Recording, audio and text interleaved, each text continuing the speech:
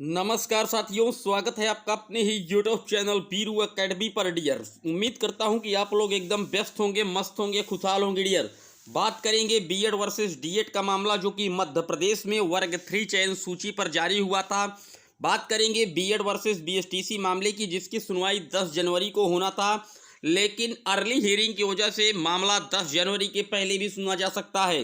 बात करेंगे कि सुप्रीम कोर्ट का जो फैसला है क्या वो प्रत्येक राज्य में प्रभावी होगा।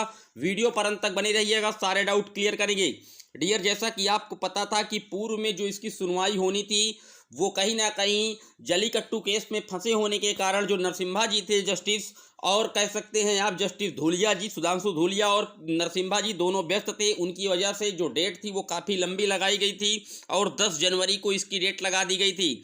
लेकिन आज जो है, आज मामला पहुंचा है फिर सुप्रीम कोर्ट और वहां पर अर्ली हियरिंग के लिए एक एप्लीकेशन दिया गया है और उसके साथ साथ जो डॉक्यूमेंट थे वो भी जमा किया गया है। तो क्या इसकी जो सुनवाई है वो 10 जनवरी के पहले भी हो सकती है? जी हाँ, बिल्कुल हो सकती है, लेकिन अभी डॉक्यूमेंट जमा हुए हैं। अभी जो ऑफिशियल अनाउंसमेंट है वो नहीं हो पाया है कि सुनवाई 10 जनवरी के पहले भी हो सकती है या नहीं, लेकिन उम्मीदें बन गई हैं कि केस को 10 जनवरी के पहले भी सुना जा सकता है। इसका जो अभी रिपोर्ट है वो कुछ समय बाद पता चल पाएगा कि 10 जनवरी को ही होगी या उससे पहले इसकी सुनवाई होगी। बता दें ये मामला वही राजस्थान जोधपुर की डबल बेंच से उपजा था और आखिरकार ये मामला देश की सर्वोच्च अदालत में पहुंचा था और प्राथमिक लेवल पर जो बीएड के साथी हैं उनको कहीं ना कहीं इनवैलिड करार दिया गया था जोधपुर की डबल बेंच के द्वारा। मामला 28 जून 2018 की गजट का है, जिस गजट को राजस्थान की जोधपुर हाईकोर्ट ने रद्द कर दिया था, चूंकि उस गजट में बीएड को प्राथमिक में एलिजिबल कर दिया था एनसीटी ने। तो एनसीटी और केंद्र सरकार पूरी तल्लीनता के साथ बीएड के साथ खड़ी है और एनसीटी की तरफ से मनीषा मैम अपने केस को रख रही हैं, वहीं बीएड की तरफ पे पीएस पटवालिया जी इस केस में नज़र गड़ाए हुए हैं। बात करें अगर बीएसटीसी की तरफ से या बीएड या बीएलएड या डीएड आप जिसे कहते हैं उसकी तरफ से कपिल सिब्बल जी इस केस में खड़े हो सकते हैं डियर। तो काफ़ी रोमांचक स्थिति में ये केस पहुंच चुका है और आने वाली 10 जनवरी को फिलहाल इसकी सुनवाई होने के लिए फिक्स किया गया है और पहले जो 5 मैटर होंगे उसी नंबर पर इस केस को सुना जाएगा, यानी कि इस केस को सुनने के लिए अब अतिरिक्त समय दिया जाएगा। जब केस की सुनवाई लास्ट में लगती थी तो समय कम होता था किसी भी केस को सुनने के लिए, इसलिए अब इस केस को पहले ही शिफ्ट किया जा रहा है ताकि इस केस को ज़्यादा समय दे माननीय सुप्रीम कोर्ट और गहराई से इस केस को सुना जाए। चूंकि अब इस केस में कुछ बचा नहीं है, सिर्फ ऑर्डर रिजर्व होना बाकी है, क्योंकि काफ़ी लंबी सुनवाइयाँ कई बार इसमें हो चुकी हैं।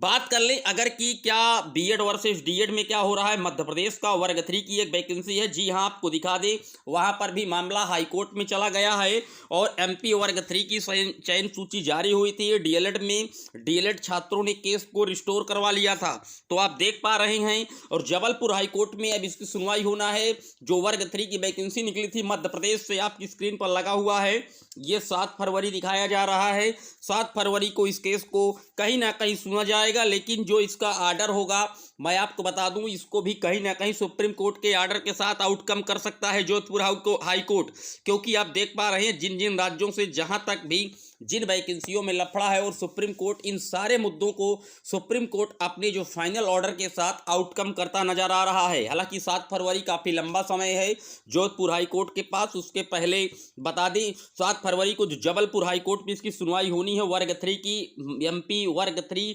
डीएलएड वालों की, लेकिन 7 फरवरी के पहले चूंकि जबलपुर हाई कोर्ट के पहले सुप्रीम कोर्ट में यह मामला लगातार चल रहा है और वहां पर इसकी सुनवाई होना है, तो अभी इस एमपी वर्ग 3 वाला मैटर 7 फरवरी काफ़ी लंबा समय है जबलपुर हाई कोर्ट, उससे पहले सुप्रीम कोर्ट में ही इसका निर्धारण हो जाएगा कि प्राथमिक में बीएड रहता है या नहीं। अगर बीएड प्राथमिक में यहाँ पर बना रहेगा सुप्रीम कोर्ट के द्वारा तो निश्चित तौर पर जो एमपी में वर्ग 3 की चयन सूची जारी हुई है वो पूरी तरीके से सही हो जाएगी और जो चयन प्रक्रिया है वो सुचारू रूप से चलती रहेगी।